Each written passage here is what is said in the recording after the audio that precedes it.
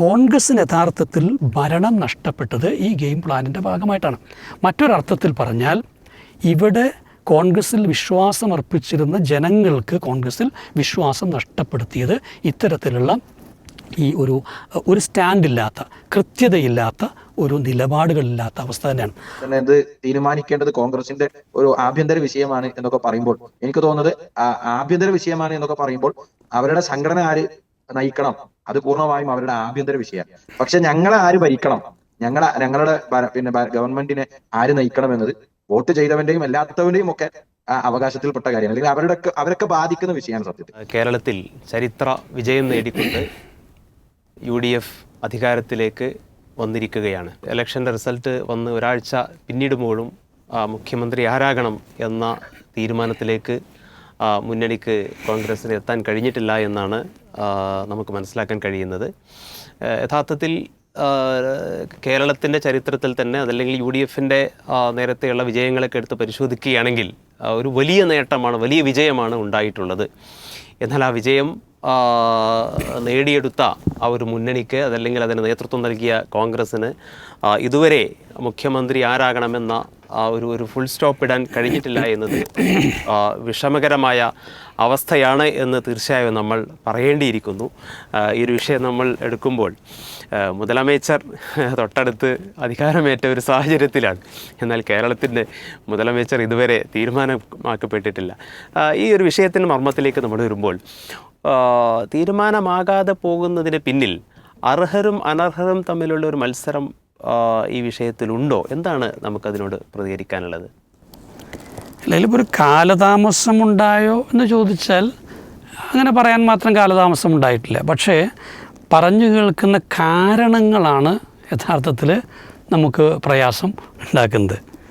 അപ്പം ഇത് കോൺഗ്രസിനെ സംബന്ധിച്ചോളം UDFനെ സംബന്ധിച്ചോളം അവരുടെ ഒരു പാർട്ടിയുടെ അല്ലെങ്കിൽ മുന്നണിയുടെ ഒക്കെ വിഷയമാണ്, അവർ തീരുമാനിക്കേണ്ടതാണ്. പക്ഷേ ജനങ്ങളെന്ന നിലയിൽ അല്ലെങ്കിൽ ഒരു ജനപക്ഷത്ത് നിൽക്കുന്നവരെന്ന നിലയിൽ നമ്മളെ സംബന്ധിച്ചോളം കാണാനും കേൾക്കാനും പാടില്ലാത്ത ചിലത് കാണുകയോ കേൾക്കുകയോ ചെയ്യുമ്പോൾ ഉണ്ടാകുന്നൊരു പ്രതികരണം മാത്രമാണ് ഇവിടെ ഉള്ളൂ. അപ്പോൾ വെച്ചാൽ നമുക്ക് തോന്നുവെച്ചാൽ ജനങ്ങൾക്കില്ലാത്തൊരു സംശയം പാർട്ടിക്കുണ്ടായി എന്നുള്ളതാണ്. ഇവിടെ ജനങ്ങൾക്ക് വളരെ വ്യക്തമായിട്ട് ധാരണയുണ്ട് ആരാണ് മുഖ്യമന്ത്രി ആകേണ്ടതെന്നുള്ളത്. പിന്നെ എങ്ങനെയാണ് ഈ പാർട്ടിക്ക് സംശയം ഉണ്ടാകുന്നതെന്ന് ആണ് നമുക്ക് മനസ്സിലാവാത്തത്.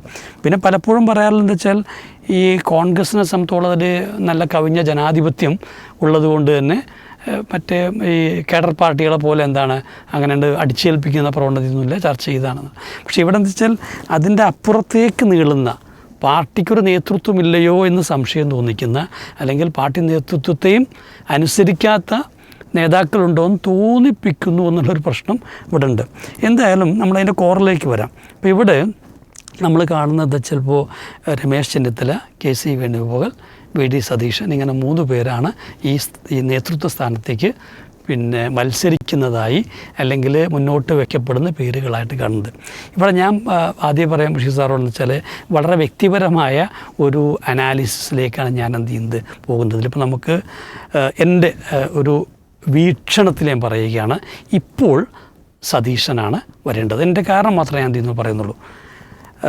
ഇപ്പോൾ രമേശ് ചെന്നിത്തല അദ്ദേഹം നേരത്തെ പ്രതിപക്ഷ നേതാവായിട്ടുണ്ട്, മന്ത്രിയായിട്ടുണ്ട്. വെച്ചാൽ അദ്ദേഹത്തിൻ്റെ ഭരണപാഠവും ഇത്തരത്തിലുള്ള ഒരു അവസരം ലഭിച്ചാൽ ഏത് രീതിയിലായിരിക്കും അദ്ദേഹം മന്ത്രിസ്ഥാനം കൈകാര്യം ചെയ്യുക, ഇത്തരം കാര്യങ്ങളെക്കുറിച്ച് നമുക്ക് ചരിത്രപരമായൊരറിവ് ഉണ്ട്. തീർച്ചയായിട്ടും അദ്ദേഹം ആഭ്യന്തരം കൈകാര്യം ചെയ്ത സമയത്ത് ചില ആരോപണങ്ങൾ ഉണ്ടായിട്ടുണ്ട്. നമുക്കറിയാം TP സെൻകുമാറുമായിട്ട് ബന്ധപ്പെട്ടുണ്ടായ ആരോപണങ്ങൾ അത്ര ഹൃദ്യമല്ലാത്തത് ആണ് താനും. അപ്പോൾ അതുകൊണ്ട് തന്നെ അദ്ദേഹത്തിന് എന്താണ് കഴിയാതെ പോയ ചില കാര്യങ്ങൾ അവിടെ ഉണ്ട്. ഇതിനേക്കാൾ ഇത്രയൊന്നും തന്നെ ഈ BJPയോ അല്ലെങ്കിൽ ഒന്നും രൂക്ഷമല്ലാതിരുന്നൊരു കാലഘട്ടത്തിൽ സംഭവിച്ചാൽ പറയുന്നത്. പിന്നെ KC വേണുഗോപാലിനടുത്ത് ഇവരോടാരും നമുക്ക് വ്യക്തിപരമായിട്ട് പ്രത്യേകിച്ച് ഒരു ദേഷ്യവുമില്ല, ഇവരാരും നല്ല നേതാക്കളല്ല എന്നുള്ള അഭിപ്രായമില്ല, ആര് വന്നാൽ നന്നായിരുന്നു. പക്ഷേ ചില കാരണങ്ങൾ കൊണ്ടാണ് നമ്മളിത് പറയുന്നത്. KCയെ സംബന്ധിച്ചോളം അദ്ദേഹം കഴിഞ്ഞ കുറച്ച് കാലമായിട്ട് കോൺഗ്രസിൻ്റെ കേന്ദ്ര നേതൃത്വവുമായിട്ട് വളരെ അടുത്ത് ബന്ധപ്പെട്ട് നിൽക്കുന്ന ആളാണ്. അദ്ദേഹം ഒരു നല്ല സ്ട്രാറ്റജിസ്റ്റാണ് ഒരു വലിയ സ്ട്രാറ്റജിക് പ്ലെയറാണ് എന്നാണ് പറയുന്നത്. പലപ്പോഴും ഒരു ക്രൈസിസ് മാനേജ്മെൻറ്റിൻ്റെ പിന്നെ ഭാഗത്ത് നിൽക്കുന്ന ആളാണ്. അപ്പോൾ നമുക്കറിയാം ഇന്നിപ്പോൾ കോൺഗ്രസ്സിനെ സംബന്ധിച്ചിടത്തോളം അത് ദേശീയ തലത്തിൽ കൂടുതൽ വലിയ ക്രൈസിസുകൾ ഫേസ് ചെയ്യുന്ന സമയമാണ്.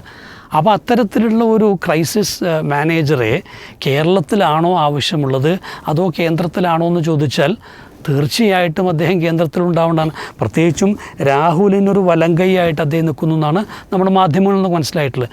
അപ്പോൾ രാഹുൽ അശക്തനാകുന്ന രൂപത്തിൽ അവിടെ നിന്ന് അദ്ദേഹം ഇങ്ങോട്ട് പോരുന്നത് എന്തായാലും നല്ലതായിട്ട് നമുക്ക് എന്ത് ചെയ്യുന്നില്ല തോന്നുന്നില്ല. അപ്പോൾ അദ്ദേഹത്തിൻ്റെ ഈ സ്ട്രാറ്റജിക് ഇൻ്റലിജൻസ് പ്രയോഗിക്കപ്പെടേണ്ട സമയവും സന്ദർഭവും ഇതാണ് നമ്മൾ മനസ്സിലാക്കുന്നു. അതുകൊണ്ട് അദ്ദേഹം അവിടെ നിൽക്കുകയാണ്. അദ്ദേഹം ഓർഗനൈസിങ് സെക്രട്ടറിയാണ്. പക്ഷെ നമ്മൾ കാണുക വെച്ചാൽ മറ്റു സംസ്ഥാനങ്ങളിൽ അദ്ദേഹത്തിന് എത്രത്തോളം വിജയിക്കാൻ പറ്റി. മാത്രമല്ല പല സംസ്ഥാനങ്ങളിലും ഈ കോൺഗ്രസ് എടുത്ത ചില നിലപാടുകൾ കാരണം, ഇപ്പോൾ സമാനമായ ചില നിലപാടുകൾ കാരണം രാജസ്ഥാനിലും മധ്യപ്രദേശിലും ഒക്കെ പിൽക്കാലത്ത് അധികാരം നഷ്ടപ്പെടാൻ ഇടയായിട്ടുണ്ട്. അപ്പോൾ അതുകൊണ്ടൊക്കെ തന്നെ എനിക്കൊന്നും ചിലപ്പോൾ കേരളം പിടിച്ചതുകൊണ്ട് ഇന്ത്യ പിടിച്ചെടുക്കപ്പെടുന്നില്ല. അതുകൊണ്ട് തന്നെ KCയെ പോലെയുള്ള ദേശീയ പ്രാധാന്യമുള്ള ഒരു നേതാവ് ശരിക്കും എന്താണ് ഇപ്പോൾ വർക്ക് ചെയ്യേണ്ടത് ദേശീയ തലത്തിലാണെന്ന് തന്നെയാണ് നമ്മൾ കരുതുന്നത്. ഇനി ആലോചിച്ച് നോക്കൂ, കോൺഗ്രസ് ഈ തെരഞ്ഞെടുപ്പിൻ്റെ സമയത്ത് എടുത്തൊരു നിലപാടുണ്ട്. അതെന്താ വെച്ചാൽ MP-മാരും മത്സരിക്കേണ്ടെന്നുള്ളത്. അത് വ്യക്തമായിരുന്നല്ലോ. അതിനകത്തുള്ള വ്യക്തമായ സന്ദേശം എന്താണ്?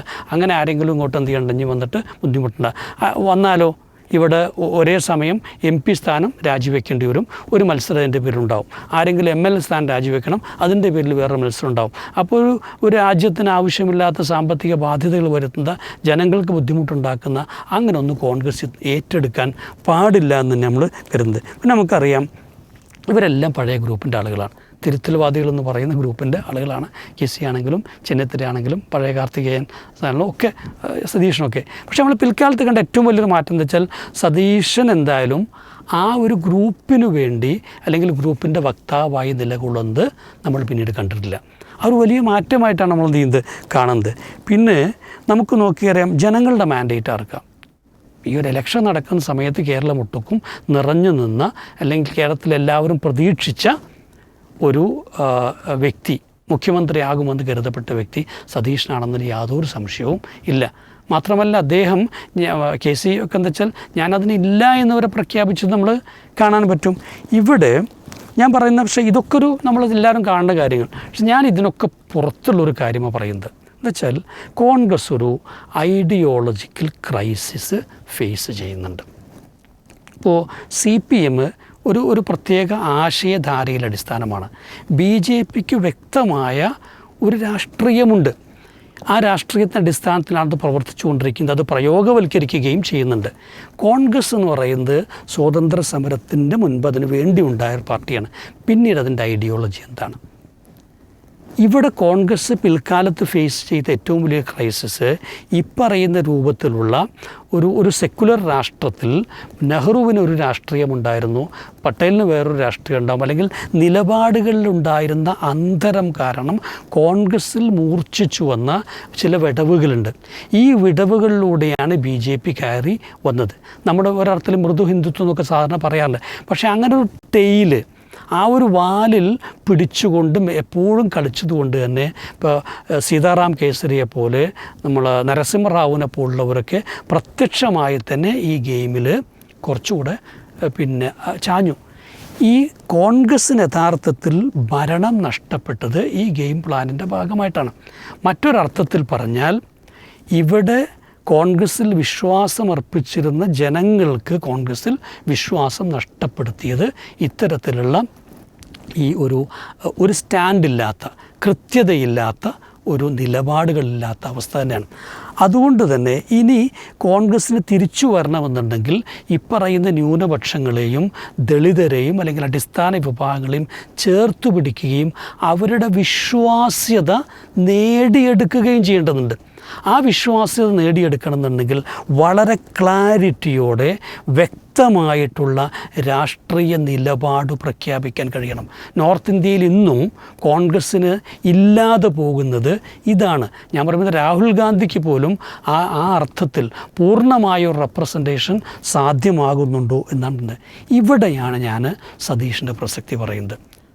നമ്മൾക്ക് സതീഷിൻ്റെ പാസ്റ്റ് ഒന്നും അറിയില്ല, അല്ലെങ്കിൽ അദ്ദേഹത്തെ നമ്മൾ ഗ്ലോറിഫൈ ചെയ്യാൻ ശ്രമിക്കുന്നില്ല, അദ്ദേഹം ഒരു ഭയങ്കര ശുദ്ധ രാഷ്ട്രീയം ഒന്നും നമുക്കറിയില്ല. പക്ഷെ നമ്മൾ കാണുന്ന ഇപ്പോൾ കേട്ടുകൊണ്ടിരിക്കുന്ന ഒരു സതീഷുണ്ട്, ഒരു വി ഡി സതീഷുണ്ട്. ആ സതീഷിനെ മുന്നിൽ നിർത്തിക്കൊണ്ട് നമ്മൾ പറയുകയാണ് അദ്ദേഹത്തിൻ്റെ ഭാഷയ്ക്ക്, ശരീരഭാഷയ്ക്കൊക്കെ അത്രമേൽ ക്ലാരിറ്റി ഉണ്ട്. അദ്ദേഹം പറയുന്ന കാര്യങ്ങൾ വളരെ വ്യക്തതയുണ്ട്, എടുക്കുന്ന സ്റ്റാൻഡുകളിൽ വ്യക്തതയുണ്ട്. അതുകൊണ്ട് തന്നെ അതിൽ ദുരൂഹതകളൊന്നുമില്ല നമുക്ക്. മാത്രമല്ല അദ്ദേഹം നന്നായി വായിക്കുന്ന, നല്ല കാഴ്ചപ്പാടുള്ള, വ്യക്തമായ നയനിലപാടുകളുള്ള ഒരാളായിട്ടാണ് നമ്മൾ കാണുന്നത്. മാത്രമല്ല അദ്ദേഹം ഈ നമ്മൾ കേരളത്തിൽ പലപ്പോഴും എന്താ വെച്ചാൽ ഈ സമ്മർദ്ദ രാഷ്ട്രീയം പ്രയോഗിച്ചു കൊണ്ടിരിക്കുന്ന സമുദായ സംഘടനകളുടെ സമ്മർദ്ദങ്ങൾക്ക് വഴിപ്പെട്ടിട്ടില്ല. ഇപ്പോൾ നായർ സമുദായം NSS ആണെങ്കിലും ശരി, SNDP ആണെങ്കിലും ശരി, SDPI ആണെങ്കിലും ശരി, ഒന്നിനും വഴിപ്പെട്ടു. അതുകൊണ്ട് തന്നെ അവരൊക്കെ ശത്രുക്കളാണ്. വേറൊരു ഭാഗത്ത് ഇപ്പോൾ കാന്തപുരം അദ്ദേഹം എന്താണ് എതിരുന്നു. അപ്പോൾ വളരെ കൃത്യമാണ് അത്തരത്തിലുള്ള സമ്മർദ്ദ ശക്തികൾ കടിപ്പെടാതിരുന്നു. അത് നമ്മൾ കാണിക്കുന്ന ഇവരൊക്കെ സമ്മർദ്ദങ്ങളെ അതിജീവിച്ചുകൊണ്ട് കേരളത്തിൽ UDF അധികാരത്തിൽ വന്നിട്ടുണ്ടെങ്കിൽ അത് ശത്രുക്കൾ പറയുന്നത് പോലെ ഈ മുസ്ലിം വോട്ടുകൾ കൺസോളിഡേറ്റ് ചെയ്യപ്പെട്ടുകൊണ്ട് ക്രിസ്ത്യൻ വോട്ടുകളില്ല. അത് ശരിക്കു പറഞ്ഞാൽ മുസ്ലിങ്ങൾക്കും ക്രിസ്ത്യാനികൾക്കും ഹിന്ദുക്കൾക്കും ഇടയിലുള്ള, അല്ലെങ്കിൽ അവരിലെല്ലാമുള്ള സെക്കുലർ വോട്ടുകൾ കൺസോളിഡേറ്റ് ചെയ്യപ്പെട്ടതാണ്. ആ കൺസോളിഡേഷന് കാരണമായത് ഈ കൃത്യതയാർന്ന നിലപാടുകളാണ്. അതിവിടെ വ്യക്തമായി പറഞ്ഞ രാഷ്ട്രീയക്കാരൻ വി ഡി സതീശനാണ്. അതുകൊണ്ട് തന്നെ നമ്മൾക്കറിയാം ആ അർത്ഥത്തിൽ ഇപ്പോൾ ഈ വിദ്യാഭ്യാസത്തെക്കുറിച്ച്, വ്യവസായത്തെക്കുറിച്ച്, ഒരു നവകേരളത്തെക്കുറിച്ച്, സെക്കുലറിസത്തെക്കുറിച്ചൊക്കെ അദ്ദേഹത്തിനോട് നടത്തിയ ഇൻ്റർവ്യൂകളുണ്ട്. അങ്ങനെ ഒരു സാധനം നമുക്ക് ഈ മറ്റു നേതാക്കളിൽ നിന്ന് കണ്ടിട്ടുണ്ടോ? ചെന്നിത്തലയോ അല്ലെങ്കിൽ KCO ആരെങ്കിലും സംസാരിച്ചില്ല. അപ്പോൾ അവരുടെ നിലപാടുകൾ എന്താണെന്നുള്ളത് പോലും നമുക്ക് വ്യക്തമല്ല. അപ്പോൾ നമ്മളെ സംബന്ധിച്ചോളം നമ്മൾ പിന്തുണയ്ക്കുമ്പോൾ, നമ്മുടെ രാഷ്ട്രീയമായി നമ്മൾ ഏറ്റെടുക്കുമ്പോൾ, നമ്മൾ അത്ര ഒരു നേതാവിനെ ഏറ്റെടുക്കുന്നതിൽ ഒരു തെറ്റുമില്ല എന്നർത്ഥം. അപ്പോൾ എന്തായാലും മറ്റെല്ലാവരും അധികാരത്തിൽ വരികയും ഏതെങ്കിലും രീതിയിൽ എന്താണ് പിന്നെ അവരുടെ ക്ഷമതയില്ലായ്മയൊക്കെ തെളിയിച്ചിട്ടുണ്ട്. അതുകൊണ്ട് തന്നെ ഇത്രയും വർഷമായി ഈ കോൺഗ്രസ് രാഷ്ട്രീയത്തിൻ്റെ കൂടെ നിൽക്കുന്ന സതീഷിന് അധികാരത്തിൽ വരാനുള്ളൊരു അർഹതയുണ്ട്. ഈ അർഹത കോൺഗ്രസ് നേതൃത്വം വകവെച്ച് കൊടുക്കേണ്ടതുണ്ട്. അദ്ദേഹത്തിന് പരീക്ഷിക്കപ്പെടേണ്ടതുണ്ട്. ഇപ്പം അദ്ദേഹം ഭയങ്കര കാപട്യക്കാരനും വാചകടിൻ്റെ ആളോ മാത്രമാണെങ്കിൽ അതും നമുക്കറിയണല്ലോ. ഒരു പ്രതിപക്ഷ നേതാവ് എന്ന നിലയിൽ അദ്ദേഹം അത്രമേൽ ഇഫക്റ്റീവായിരുന്ന ഒരാളാണ്. ഇത് നമ്മൾക്ക് ഒരു ഭരണപരിചയമായി, അല്ലെങ്കിൽ ഇതേ ഒരു വ്യക്തതയോടെ, ശുദ്ധതയോടെ, ഈ കോൺഗ്രസിൻ്റെ ഉണ്ടാകേണ്ട ഒരു രാഷ്ട്രീയ നിലപാടോടെ അദ്ദേഹത്തിന് ഭരിക്കാൻ കഴിയുമെന്നുണ്ടെങ്കിൽ കോൺഗ്രസിൻ്റെ ഭാവിക്ക് അതാണ് നല്ലത്. അതുകൊണ്ട് തന്നെ കോൺഗ്രസിൻ്റെ ഒരു ഭാവിയിൽ നമുക്ക് വിശ്വാസമുണ്ടെങ്കിൽ, അല്ലെങ്കിൽ ഈ പാർട്ടിക്ക് വിശ്വാസമുണ്ടെങ്കിൽ, ജനങ്ങളോടുള്ള ഒരു മാൻഡേറ്റ് നൽകിയ ജനങ്ങളോട് അവർക്ക് ബാധ്യതയുണ്ടെങ്കിൽ തീർച്ചയായിട്ടും അദ്ദേഹമാണ് വരേണ്ടത്. ഇത് മറ്റു ഈ KCയോടോ ചെന്നിത്തലയോടോ ഉള്ള വിരോധം കൊണ്ടല്ല, മറിച്ച് പരീക്ഷിക്കപ്പെടാൻ ഒരവസരം നൽകപ്പെടാൻ അർഹത വി ഡി സതീഷിനുണ്ട് എന്നുള്ളതുകൊണ്ടാണ്. സഫാൻ പറമ്പിലേക്ക് വരുമ്പോൾ ഇവിടെ അയോഗ്യരായിട്ട് ആരുമില്ല, എന്നാൽ കൂടുതൽ യോഗ്യത ആർക്കാണ് എന്നതാണ് ചർച്ച. എന്താണ് കൂട്ടിച്ചേർക്കാനുള്ളത്? അമിത് മാഷ് പറഞ്ഞ ഒരു തുടക്കത്തിൽ പറഞ്ഞൊരു വാചകം മാത്രം അടിവരയിട്ടാണ് ഈ ഒരു ചർച്ചയിൽ എനിക്ക് തോന്നുന്നത്. എന്താ വെച്ചാൽ പിന്നെ നമുക്ക് ഈ കോൺഗ്രസിന്റെ ഒന്നാമത്തെ കാര്യം കോൺഗ്രസിന്റെ ഒരു ആഭ്യന്തര കാര്യമാണ് എന്ന് പറഞ്ഞിട്ടാണ് ഇതിനെ ഈ ചർച്ചയിൽ പൊതുവെ ഇടപെടുമ്പോൾ ഇത്തരം ആളുകൾ പറയുന്നത് കേൾക്കാറുള്ളത്. അതൊരു എസ്കേപ്പിംഗ് പിന്നെ മെന്റാലിറ്റിയിൽ അവർ പറഞ്ഞു പോകുന്നതാണ്. സത്യത്തിൽ ഇപ്പൊ ഒരു വലിയ സമയം എടുത്തോ എന്ന് ചോദിച്ചാൽ ഒരുപാട് സമയമൊന്നും എടുത്തിട്ടില്ല എന്നതാണ് അതിന്റെ ഒരു ഒറ്റവാക്കിൽ ഉത്തരം പറയുമ്പോൾ നമുക്ക് പറയാൻ പറ്റുക. കാരണം ഒരാഴ്ചയാണല്ലോ ആയത്. ഇപ്പൊ കഴിഞ്ഞ പിണറായി സർക്കാർ, രണ്ടാം പിണറായി സർക്കാർ പിന്നെ അധികാരത്തിൽ വിജയിച്ചു കഴിഞ്ഞ് ഒരു മന്ത്രിസഭയിലെ മന്ത്രികളെയും ഒക്കെ പ്രഖ്യാപിച്ച് വരുമ്പോൾ സമയം ഏകദേശം 10-15 ദിവസങ്ങൾ പിന്നിട്ടിരുന്നു. അപ്പൊ അത് ദിവസം ഒരു 7 ദിവസം ഒരു വലിയ നമ്പർ ആണോ എന്ന് ചോദിച്ചാൽ ഒരു വലിയ ദിവസം ഒരുപാട് ലേറ്റ് ആയി എന്ന് പേഴ്സണലി തോന്നുന്നില്ല. പക്ഷെ ഇതിന്റെ പ്രശ്നം അതെന്തുകൊണ്ട് ഈ 7 ദിവസം ആകുന്നു എന്നത് വോട്ട് ചെയ്ത ആളുകളെ കൺവിൻസ് ചെയ്യിക്കുന്ന ഒരു മറുപടി പറയാൻ പറ്റുന്നുണ്ടോ എന്ന് ചോദിച്ചാൽ അത് പറ്റുന്നില്ല എന്നതാണ് ഇവിടുത്തെ ഒരു കോർ പ്രശ്നമായി തോന്നുന്നത്. അപ്പൊ ഈ ചർച്ചകളൊക്കെ കേൾക്കുമ്പം ഇത് ജനാധിപത്യത്തിന്റെ സൗന്ദര്യമാണ് എന്നും അതുപോലെ തന്നെ ഇത് തീരുമാനിക്കേണ്ടത് കോൺഗ്രസിന്റെ ഒരു ആഭ്യന്തര വിഷയമാണ് എന്നൊക്കെ പറയുമ്പോൾ എനിക്ക് തോന്നുന്നത് ആഭ്യന്തര വിഷയമാണ് എന്നൊക്കെ പറയുമ്പോൾ അവരുടെ സംഘടന ആര് നയിക്കണം അത് പൂർണ്ണമായും അവരുടെ ആഭ്യന്തര വിഷയമാണ്. പക്ഷെ ഞങ്ങളെ ആര് ഭരിക്കണം, ഞങ്ങളുടെ ഗവൺമെന്റിനെ ആര് നയിക്കണം എന്നത് വോട്ട് ചെയ്തവന്റെയും അല്ലാത്തവന്റെയും ഒക്കെ അവകാശത്തിൽപ്പെട്ട കാര്യമാണ്, അല്ലെങ്കിൽ അവരൊക്കെ ബാധിക്കുന്ന വിഷയമാണ് സത്യത്തിൽ. അപ്പൊ നമ്മുടെ സംസ്ഥാനത്ത് ഇപ്പോ വോട്ടിംഗ് നടന്നപ്പോ ആളുകൾ വോട്ട് ചെയ്തത് കേവലം അവിടുത്തെ ഒരു മണ്ഡലത്തിലെ സ്ഥാനാർത്ഥിക്ക് മാത്രമല്ല, ഇതിലൂടെ ആര് ഭരണത്തിൽ വരണം എന്നുകൂടെയാണ് ജനങ്ങൾ അതിലൂടെ മറുപടിയായി അല്ലെങ്കിൽ സന്ദേശമായി നൽകിയത്. അപ്പൊ വ്യക്തമായൊരു ഭൂരിപക്ഷം ഉണ്ടായിട്ടും ഒരു ഗവൺമെന്റ് ഫോം ചെയ്യുന്നിടത്ത് എന്താണ് തടസ്സം ടെക്നിക്കലി, അല്ലെങ്കിൽ ഞങ്ങളുടെ തടസ്സങ്ങൾ ഇതൊക്കെയാണ് എന്ന് പറയുകയും അത് വോട്ടർമാരായ ആളുകൾക്ക് കൺവിൻസിങ് 7 ദിവസം എന്ന് പറയുന്നത് ഒരു വലിയ നമ്പർ അല്ല. അതേസമയം ഇവിടെ നടക്കുന്ന ചർച്ചകളും അതൊക്കെ സത്യമാണെങ്കിൽ ഇതിൽ വേറെ പ്രശ്നം എന്താന്ന് വെച്ചാൽ ഒരു 15-20 കൊല്ലം മുമ്പെയാണ് ഈ ചർച്ചകൾ നടക്കുന്നത് എങ്കിൽ സാധാരണക്കാരായ ആളുകളെ സംബന്ധിച്ചിടത്തോളം ഇതിനുള്ളിൽ നടക്കുന്ന കാര്യങ്ങൾ എന്താണ് എന്ന് അറിയണമെങ്കിൽ ഇപ്പൊ ഇന്ന് രാവിലെ പത്രം വായിച്ചു കഴിഞ്ഞാൽ ഇനി നാളെ രാവിലെ പത്രം വായിക്കുമ്പോഴാണ് ഈ നടന്ന കാര്യങ്ങളെ കുറിച്ചൊക്കെ ഒരു ധാരണയും വിവരമൊക്കെ നമുക്ക് കിട്ടുക. പക്ഷെ ഇത് അങ്ങനെയല്ലല്ലോ. ഇത് ഓരോ മിനിറ്റിലും വ്യത്യസ്തങ്ങളായ ചാനലുകൾ നൽകുന്ന വാർത്ത വ്യത്യസ്തമാണ്. ഇന്ന ആളിലേക്ക് ഏകദേശം ഉറപ്പായി, ഇനി പ്രഖ്യാപനം മാത്രമാണ് ബാക്കി. വേറെ ചാനൽ പറയുന്നുണ്ട് അല്ല ഈ ഡൽഹിയിൽ നിന്ന് ഇന്ന വിവരങ്ങൾ കിട്ടിയിട്ടുണ്ട്. അപ്പൊ ഇതൊക്കെ കൺസ്യൂം ചെയ്യുന്ന ഒരു വോട്ടറെ സംബന്ധിച്ചിടത്തോളം അപ്പുണ്ടാകുന്ന ഒരു ഉണർച്ചയാണ് സത്യത്തിൽ വലിയ ലേറ്റായി എന്ന് തോന്നുന്നു. അതേസമയം വളരെ കൺവിൻസിംഗ് ആയ ഒരു മറുപടി നമുക്ക് കൊടുക്കാൻ പറ്റുന്നുണ്ടെങ്കിൽ അതൊക്കെ അംഗീകരിക്കാൻ വോട്ടർമാർ തയ്യാറായിരിക്കും. അതോടൊപ്പം ഈ വലിയ ഭൂരിപക്ഷം ഇപ്പം 100 കടക്കുക എന്ന് പറഞ്ഞത് അത് ചില്ലറയായ എണ്ണല്ല. മാത്രമല്ല നമ്മളിപ്പോ കഴിഞ്ഞ ആഴ്ച സ്പോട്ട്ലൈറ്റിൽ നമ്മൾ തന്നെ വിലയിരുത്തുമ്പോൾ പറഞ്ഞു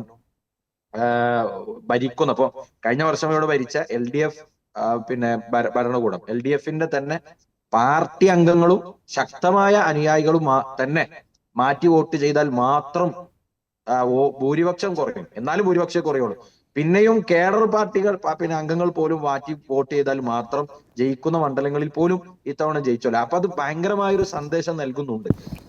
ആ സന്ദേശം സത്യത്തിൽ മാൻഡേറ്റ് കിട്ടി എന്നത് മാത്രമല്ല, ഞങ്ങൾക്ക് അഥവാ വോട്ടർമാരായ ഞങ്ങൾക്ക് നിങ്ങളുടെ നടപടികൾ ഇഷ്ടമല്ലെങ്കിൽ എത്ര കടുത്ത നടപടിയും ഞങ്ങൾ സ്വീകരിക്കുമെന്ന സന്ദേശമാണ്. അപ്പൊ ഇനിയും ആളുകളെ ബോറടിപ്പിച്ച് അവർക്കൊട്ടും താല്പര്യമില്ലാത്ത ചർച്ചകൾ വീണ്ടും അവരുടെ ഫീഡുകളിലേക്ക് കൊടുത്താൽ ഉണ്ടാകാവുന്നത് നമുക്ക് ചിലപ്പം അതിന്റെ ഒരു ഭൂരിപക്ഷം കിട്ടിയ ഒരു മുന്നണി എന്ന നിലക്ക് ഞങ്ങളുടെ ആഭ്യന്തര കാര്യമാണെന്നൊക്കെ പറയാം.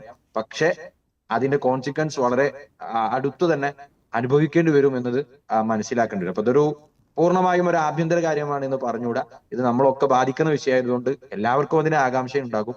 അവരെ കൺവിൻസ് ചെയ്യാൻ പറ്റുക എന്നതാണ് ഏറ്റവും പ്രധാനപ്പെട്ട. നമ്മളൊരു ലീഡർ എന്ന നിൽക്കും കൂടെ അത് ഏറ്റവും പ്രധാനപ്പെട്ട. നമ്മൾ എടുക്കുന്ന സ്റ്റെപ്പുകൾ അത് നമ്മുടെ അനുയായികളെ നമ്മുടെ ഭരണീയരെ കൺവിൻസ് ചെയ്യിക്കാൻ പറ്റുന്നതായിരിക്കണം. അല്ലെങ്കിൽ വളരെ അടുത്ത സമയത്ത് തന്നെ ഇപ്പൊ LDFന് സംഭവിച്ചിട്ടുള്ളതിനേക്കാൾ വലിയ ഒരു തിരിച്ചടി അവർക്ക് കിട്ടും എന്ന് നമുക്ക് നിസ്സംശയം പറയാം.